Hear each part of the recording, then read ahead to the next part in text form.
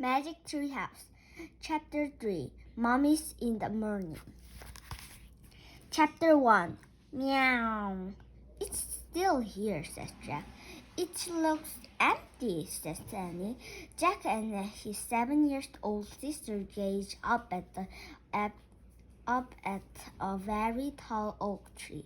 At the top of the tree was a tree house. Last morning, sunlight lights the woods. It was almost time for lunch. Shh, says Jack. What was that noise? What noise? I hear a noise, Jack says. He looked around. It sounds like someone coughing. I didn't hear anything, says Annie. Come on, let's go up. She grabbed the rope ladder and started climbing. Jack tiptoed over to climb off the bush. He pushed a small bridge. Hello, he says. Anybody there? There was no answer. Jack, come on! Annie called down. The treehouse looked the same as it did yesterday. Jack still feels that someone was nearby. Couldn't it be the person who put all the books in the treehouse? Jack! Called Annie. Jack gazed over the top of the bridge. Was the mystery Anne person watching him now? Maybe Anne won the gold medallion back, the one Jack had found on their dinosaur belt. Maybe Anne wants the letter to bookmark back, the one from the castle book. There was an M on the medallion and an M on the bookmark. But what did the M stand for? Tomorrow I'll bet everything's back, Jack says loudly. A breeze swooped through the woods. The leaves rustled. Come on, called Annie. Jack went back to the back oak tree. He grabbed the rope ladder and climbed up. When he reached the top, he crawled through a hole in the wooden floor. He tossed down his backpack and pushed his glasses into place. What books is it going to be today, says Annie. She was looking at the book series around the treehouse. Annie picked up the book about castles.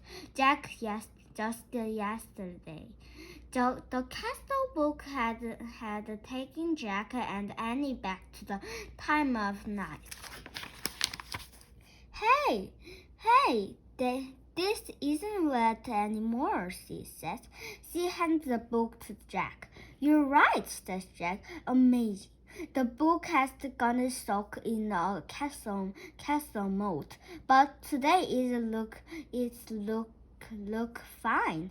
Jack silly thinks the mysterious knight who had reached them. Watch out, ran Annie. She waved a dinosaur book in Jack's face. Put that way, Jack says nervously. The day before yesterday, the dinosaur book had taken them to the time of dinosaur.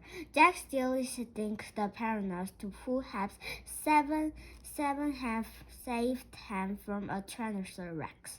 Annie put the dinosaur book back with the other books. Then she gasped. Wow, she whispered. Look at this. She held up a book about ancient appears. Jack couldn't his breath. He took the book from her. A green silk bookmark was stick out from between the page. Jack turned to the page with the bookmark. There was a picture of a pyramid. Going toward the pyramid was a long parade.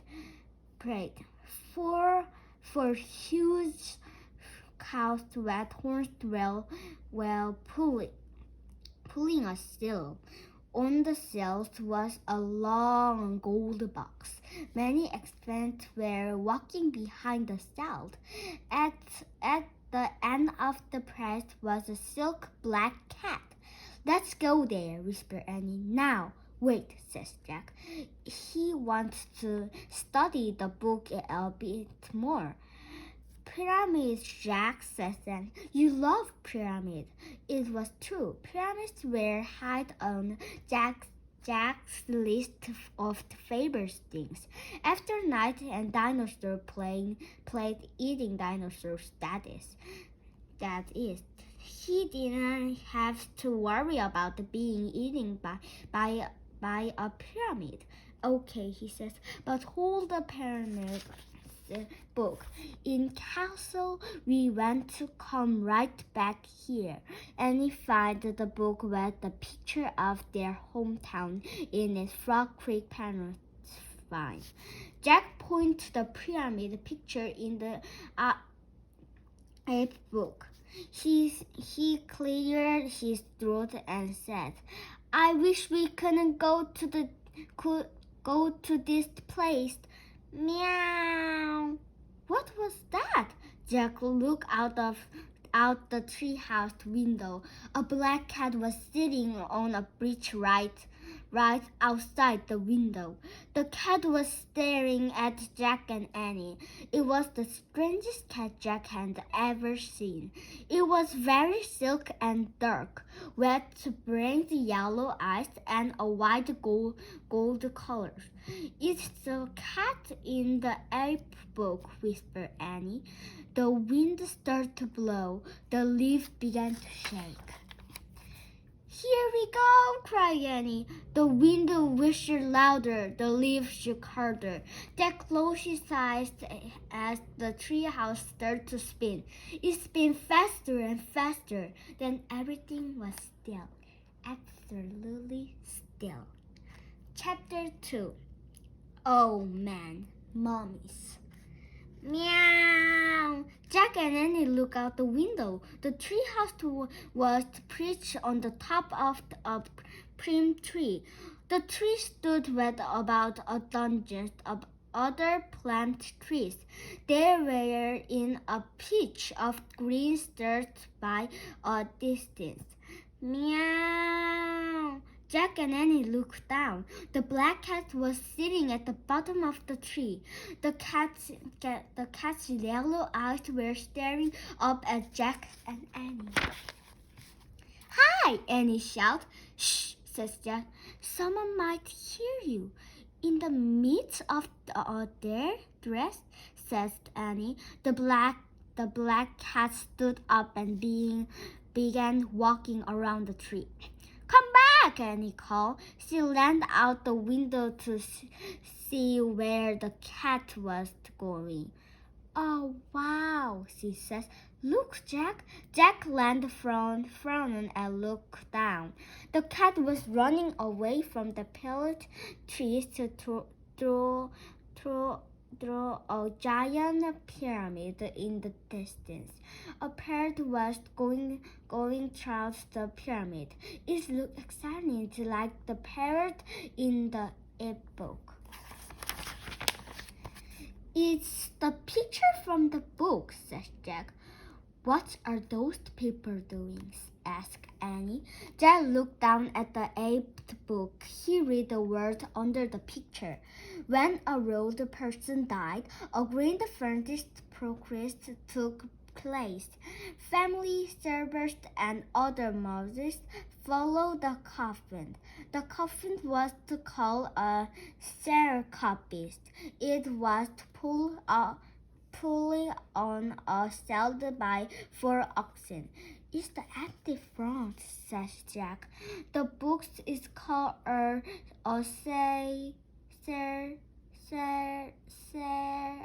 Oh, forgot it." He looked out the window again. The oak, the sill, the air trees, and the black cat were all moving in a slow, dreaming way. "I'd better make some note about this," says Jack. Jack liked to make notes. He reached into his backpack and pulled out his notebook. Jack wrote, "Coffins called ceramic hands.